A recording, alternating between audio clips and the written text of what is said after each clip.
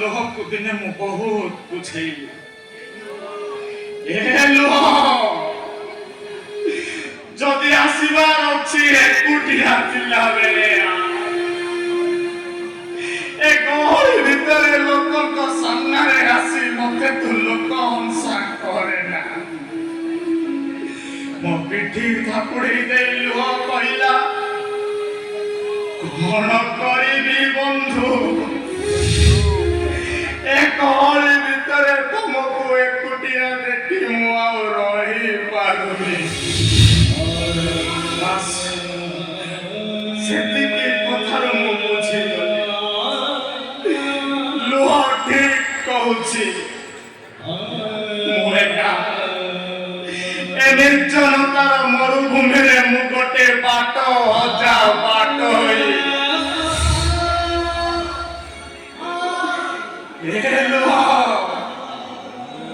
अरे तमे पड़ा मोर प्रकृत बंधु कारण निस्तब्ध नीरवता राति रे केवल तमे ही मो सहित अछ ए जीवन मु जानि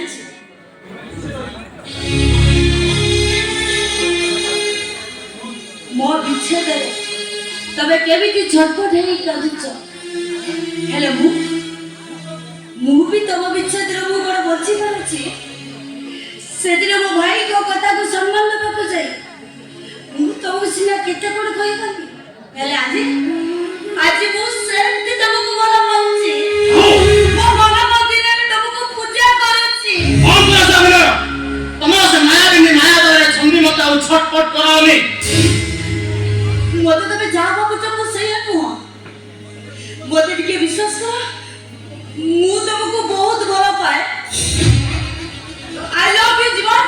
I love you. अच्छा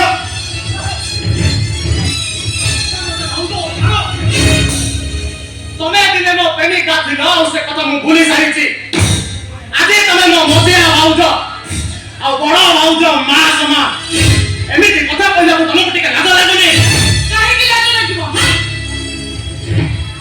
काहे कि तमे मो प्रेमिका मु तमको जीवन रो अधिक भला पाए सेदिन भी तुमको भला पाउतली आ आज भी मु तुमको सच्ची के भला पाए सेति पई वास्तव राते सरी जाई हेले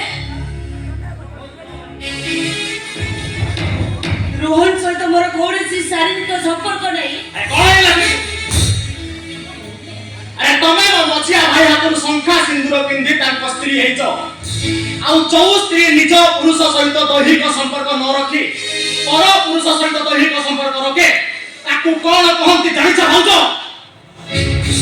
ताकू कहंती गोटे बेश्या बाबू बेटा तम गोटे को जाओ तुम तम सैया कहि जाओ हेले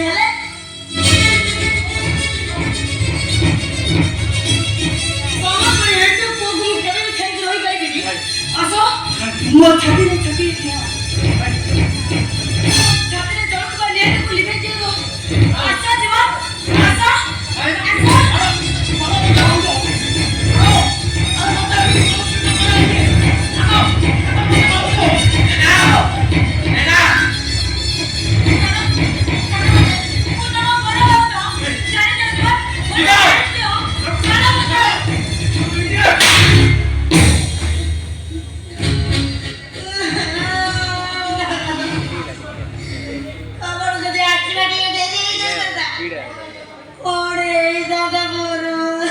बेईमान कम पड़ा विश्वासघातक अबे मां समान भाव जो प्रति एमिति व्यवहार करे साहस करो ना एमिति के मते विश्वास करो भाई मते विश्वास करो मु निचो कई फटके दबा को जमा चेष्टा करो ए जीवन मु तुमको छाड़ा दिला नो तुमको मु पुआ बोली भाबे दी आ तमे जेमिति मते जापुनी धरी मो लुगारे को कुलतला अरे केते हम नाटक करिवो कोन तमर उद्देश्य ना मु करूची ना तमे करूछ जय जीवन मु मो निज आखिरे देखि सारी बापरे मो आखी को फांडी देवा बसिछो आखी तो छाड़ीबे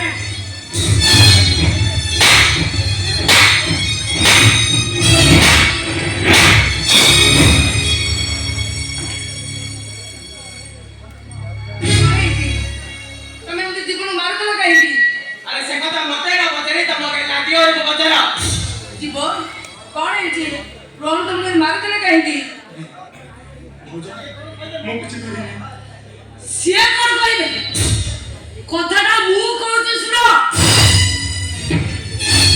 ଘରେ କେହି ନଥିଲା ବେଳେ ତମ ଗେଲା ଦିଅର ସିଏ ଆସି ମତେ କୁଟାଇ ଧରିଲେ, ମୋ ସହିତ ରୋମାନ୍ସ କରିବାକୁ କହିଲେ। ମୁଁ ତାଙ୍କୁ ମନା କରିବାରୁ ସିଏ ମତେ ଜୀବନରୁ ମାରିଦେବେ ବୋଲି ଧମକ ଦେଇଛନ୍ତି। ନା, ଏ ସବୁ ମିଛ କଥା। ମୁଁ ମୋର ଏଇ ହାତରେ ମୋ ଜୀବନକୁ ଛୋଟରୁ ବଡ କରିଛି। କେହି ଜାଣିଲେ ମୁଁ ମୋ ଜୀବନକୁ ଠିକ ଚିହ୍ନିଛି। ସେ କେବେ ବି ଏମିତି ମୁଁ କରିପାରିବନି, କେବେ ବି ନୁହଁ। ତମରି ପାଇଁ ଆଜି ସେ ମା ସମାନ ଭାଉଜକୁ ବି ଛାଡ଼ିଲାନି। ତମରି ପାଇଁ ଆଜି ସେ ମୋ ବଢାଇ କଥା ଶୁଣିଲାନି। ମୁଁ ମୋ ନିଜ ଆଖିରେ ଦେଖି ସାରିବା ପରେ ମୋ ଆଖିକୁ ଭାଙ୍ଗି ଦେବା ବସିଛେ। ତମ ଆଖି ହୁଏତ ଭୁଲ ଦେଖିଛି। ଏରୋନ, ତମେ କଣ ଜୀବନକୁ ଜାଣିନ? ହେଲେ ଆମ